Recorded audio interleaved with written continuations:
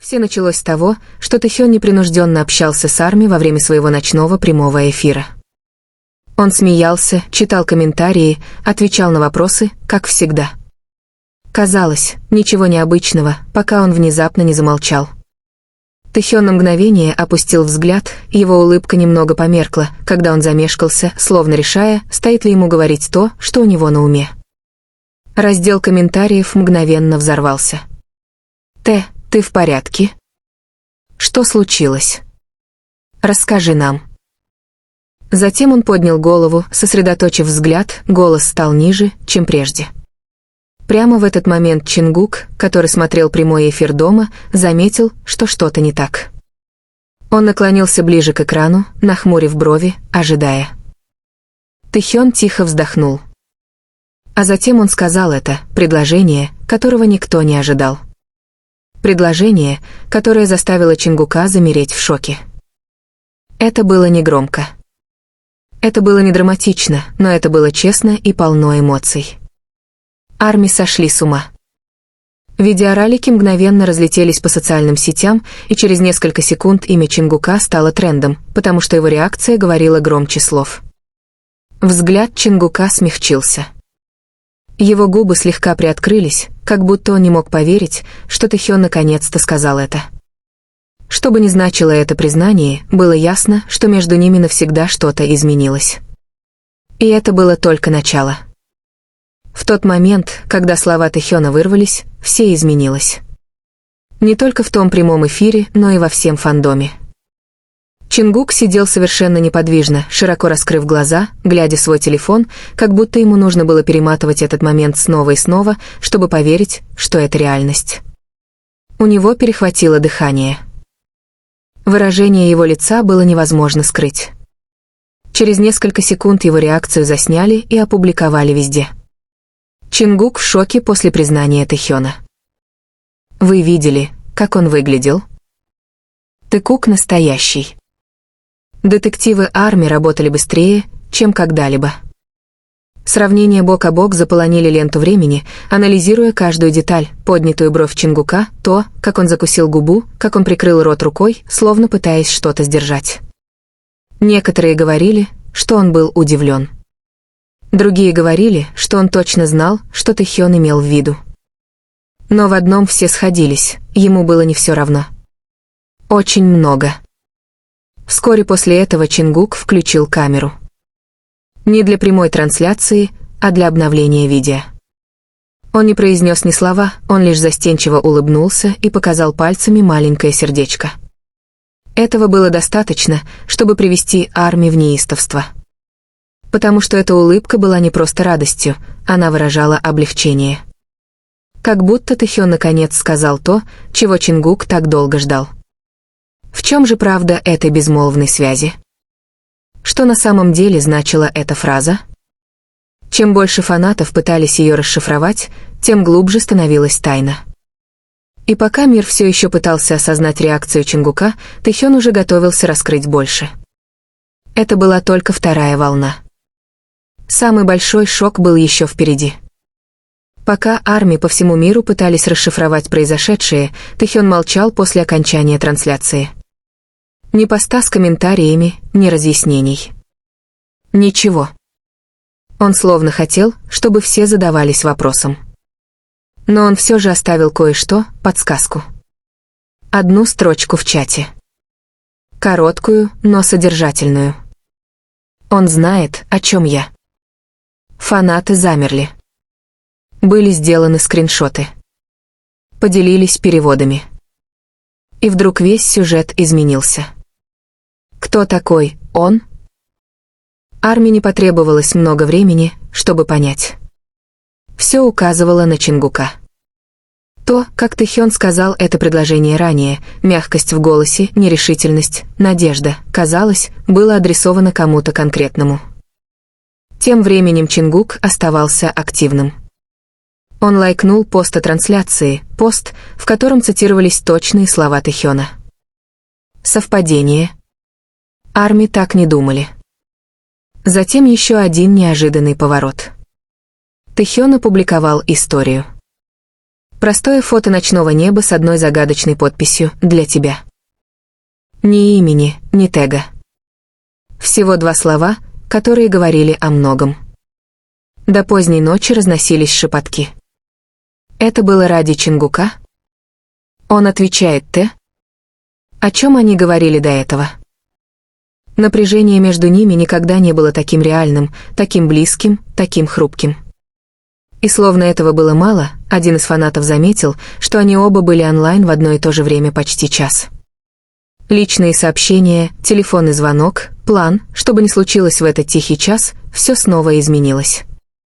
Потому что уже на следующий день Тэхён решил раскрыть всю правду. И на этот раз никто не сможет это игнорировать. Следующий день наступил с тяжестью, которую невозможно было игнорировать. Фанаты проснулись, все еще в шоке от хаоса прошлой ночи, но Тэхён молчал. Никаких объяснений и прояснений. Только эхо его слов, которое никак не утихало, он знает, о чем я. Арми ждали. Минуты превращались в часы. Споры становились все громче и громче. Затем, без всякого предупреждения, Тэхён снова вышел в прямой эфир. Экран засветился, он сидел тихо, в мягкой толстовке с капюшоном, с немного взъерошенными волосами, словно он вообще не спал. Он улыбнулся, но это была не та яркая, игривая улыбка, которую знали Арми. Эта улыбка казалась нервной и уязвимой. Даже поприветствовав фанатов, он опустил взгляд на свои руки, понизив голос. «Я сказал кое-что вчера вечером, кажется, многие из вас это заметили». Чат мгновенно взорвался. Тэхён взглянул на экран, затем покачал головой и застенчиво усмехнулся. «Иногда есть вещи, которые ты хочешь сказать долго, но просто ждешь, надеясь, что другой скажет это первым». Миллионы зрителей почувствовали холодок. Он говорил о Чингуке? Тэхён продолжил, и его губы изогнулись в легкой задумчивой улыбке. Он смотрел прямой эфир. Конечно, смотрел. А потом мы поговорили. Раздел комментариев сошел с ума.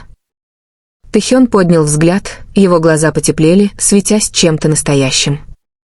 Он понял меня, как всегда. Никаких имен. Никаких подробностей. Но все точно знали, кто такой он. Именно в тот момент, когда Арми казалось, что момент уже не может быть тяжелее, вверху экрана появилось уведомление. Чингук с кроличьим лицом смотрит прямую трансляцию. Тэхён сразу это заметил. Его выражение лица изменилось. Сначала тихий вздох, а затем самая мягкая, самая искренняя улыбка, такая, какая появляется только когда в комнату входит кто-то особенный. И на мгновение показалось, что весь мир исчез, оставив только их двоих в невысказанной правде, повисшей в воздухе. То, что Тэхён сказал дальше, вызвало бы гораздо больше шок, чем все, что было до этого. А реакция Чингука взорвала бы интернет. В тот момент, когда имя Чингука появилось на экране, Тэхён застыл. Не так, как вчера вечером, на этот раз он был полон адреналина. Он пытался продолжать говорить, но слова вдруг стали тяжелее. Арми заспамилили чат, Чингук здесь. Т, посмотри на него. Тыкук, живем вместе. Щеки Тэхёна слегка порозовели. Он тихонько прочистил горло. Он наблюдает, так что я буду тщательно подбирать слова. Даже через экран было слышно, как колотится его сердце. И как раз когда фанаты пытались успокоиться, Чингук присоединился к чату. Не приветствием, не эмодзи, а одним сообщением. «Я знаю». Глаза Тэхёна расширились, когда он снова прочитал комментарий. И на этот раз он улыбнулся так, будто больше не мог сдерживаться. Тишина была оглушительной, миллионы смотрели, не в силах дышать. Тэхён наконец заговорил. «Тогда ты тоже знаешь, почему я это сказал». От Чингука выскочило еще одно сообщение: «Скажи чётче, Хён». Вызов. Напряжение. Электричество. Фанаты буквально чувствовали, как этот момент приближается к чему-то неизбежному. Тэхён наклонился ближе к камере, его глаза сияли честностью. «Перестань заставлять меня совершать все эти смелые поступки». Чат взорвался хаосом. Все кричали, все плакали, все уже нажимали на повтор. Но тут Чингук отправил сообщение, которое разорвало мир: «Я приду». У Тэхёна перехватило дыхание. Он отвел взгляд. Нервный смешок вырвался из груди. Прямо сейчас? Никакого ответа. Секунды шли, каждая громче предыдущей. Затем раздался звонок в дверь Тэхёна. В комнате воцарилась тишина. Тэхён повернул голову к двери, широко раскрыв глаза от шока. Миллионы наблюдавших затаили дыхание вместе с ним. Он медленно встал, почти боясь поверить в произошедшее. Его босые ноги мягко ступали по полу. Каждый шаг был неуверенным, но отчаянным. Тэхён добрался до двери. Его рука замерла на ручке. Он на мгновение замялся, а затем снова посмотрел на свой телефон, как бы спрашивая про себя: «Неужели мне действительно стоит делать это перед всеми?» Разговор превратился в ураган. «Открой». Чжи Ким, там, о боже. Тэгук, момент в прямом эфире. С дрожащим выдохом Тэхён повернул ручку. Дверь приоткрылась совсем немного, достаточно, чтобы свет из коридора проник в комнату. И тут послышался знакомый голос. «Т». Это был он. Чингук вошел, натянув толстовку, дыша часто, словно бежал всю дорогу. Их взгляды встретились ошеломленные, эмоциональные, испуганные, с облегчением. Губы Тэхёна приоткрылись, он не мог говорить. Чингук нервно рассмеялся себе под нос, потирая рукой затылок.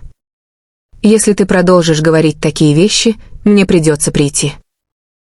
Напряжение было электрическим, грубым, неприкрытым, настоящим. Тэхён прошептал: «Ты действительно пришел». Взгляд Чингука смягчился. «Ты просил меня понять, и я понимаю. Но иногда мне хочется, чтобы ты сказал мне это прямо». Чат был в полном разгаре: слезы, крики, документирование истории. Тэхён взглянул на телефон, внезапно вспомнив миллионы наблюдавших. Чингук проследил за его взглядом. «Выключи». Его голос был тихим, серьезным, но мягким.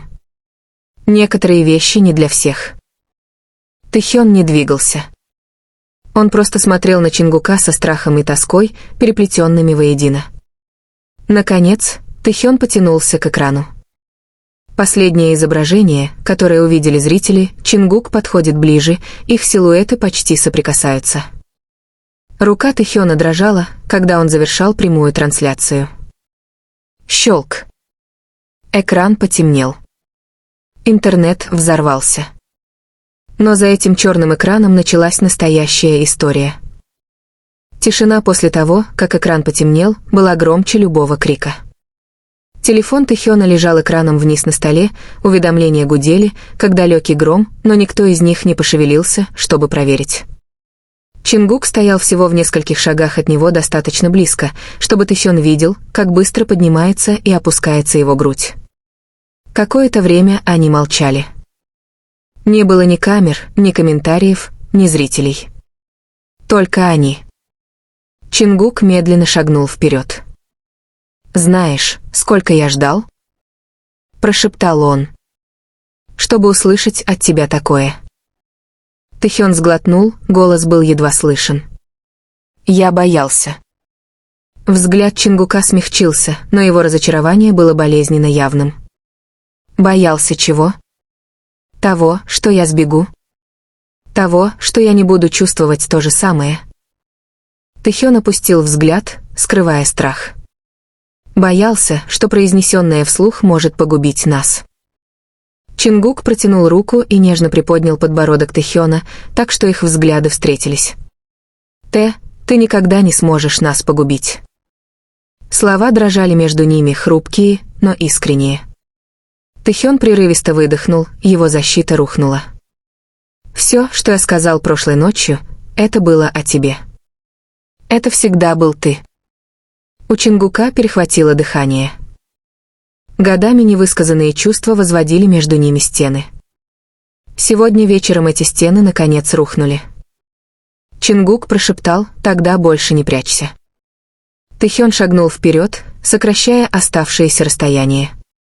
Их лбы соприкоснулись, тихо, интимно, обещание. Мир снаружи кричал, но в этой комнате все было спокойно. Голос Чингука смягчился улыбкой. «Мы разберемся с хаосом завтра. Просто остаться со мной сегодня ночью». Тэхён кивнул. И впервые за долгое время он позволил себе выбрать то, чего желало его сердце: ни славу, ни страх, ни ожидания. Никаких сенсационных монтажных приемов. Никакой драматической музыки. Просто тишина. А тишина пробуждает воображение. В онлайн-пространстве фанаты начинают соединять точки: старые интервью, прошлые взгляды, забытые комментарии. Моменты, которые когда-то игнорировались, теперь кажутся значимыми. Это беспокойство или одержимость? Понимание или давление? В офисе кто-то бормочет: «Зачем вообще существуют такие записи?» Это порождает другой вопрос. Сколько личных моментов хранится где-то, ожидая своего раскрытия? И за этим хаосом скрывается самый личный вопрос из всех. Что чувствуют Чингук и Тэхён, зная, что момент, который они считали безопасным, теперь наблюдают миллионы? Чувствуют ли они себя преданными? Разоблаченными? Или подавленными ожиданиями, на которые они никогда не соглашались? Камера фиксирует все. Никаких фильтров. Никаких инструкций. И теперь весь мир наблюдает. Так где же проходит черта? И когда она была пересечена? Если бы вы были на месте HYBE, что бы вы сделали? А если бы вы были в зале, какой выбор действительно уважает людей, которых вы поддерживаете? Но один вопрос остается без ответа. Кто нажал кнопку загрузки? Внутренние расследования указывают не на кумира или режиссера, а на небольшой, ранее неизвестный аккаунт. Электронное письмо. Имя пользователя. Отметка времени. Негромкое имя. Невлиятельная фанбаза. Просто кто-то, внезапно оказавшийся в центре глобальной бури.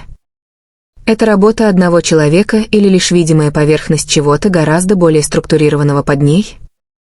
Команда цифровой безопасности работает рука об руку с юридическим отделом и отделом коммуникаций.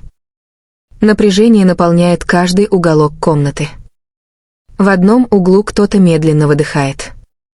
И история еще далека от завершения. В углу комнаты кто-то слегка отодвинул стул, словно нуждаясь в дистанции от экрана, на котором постоянно воспроизводилось видео. Звука не было слышно, но напряжение было ощутимо, громче крика. На экране тикали секунды, в то время как в реальном мире время, казалось, остановилось. За пределами офисного здания сеульская ночь продолжала течь, как обычно. Уличные фонари горели. Круглосуточное кафе все еще работало. Но внутри переговорной комнаты все понимали, что даже небольшая ошибка может оставить неизгладимый след. Никто не осмеливался произнести вслух слова «устранение последствий», но все знали, что именно с этим им предстоит столкнуться. Тем временем, в своих отдельных комнатах, Чингук и Тэхён получили одну и ту же новость разными способами. Текстовое сообщение. Несколько пропущенных звонков. Шквал уведомлений. Никаких подробных объяснений. Всего одна фраза, от которой у них перехватило дыхание, внутреннее видео было слито. Чингук долго молчал после прочтения сообщения. Он сжал телефон в руке, а затем отпустил. На мгновение он закрыл глаза, словно пытаясь вспомнить, не следовало ли записывать что-либо из того, что произошло той ночью. Тэхён же стоял, глядя в окно. Его отражение в стекле было спокойным, но челюсть сжата, признак того, что его мысли неслись куда угодно, только не в спокойном направлении. В ту ночь между ними не было никакого разговора. Ни звонков. Ни сообщений. Не потому, что они не хотели говорить, а потому, что оба понимали, что бы они ни сказали сейчас, это может превратиться в очередную сплетню, которую однажды неправильно истолкуют. Молчание казалось безопаснее, хотя и гораздо тяжелее. В интернете поисковые запросы взлетели до небес.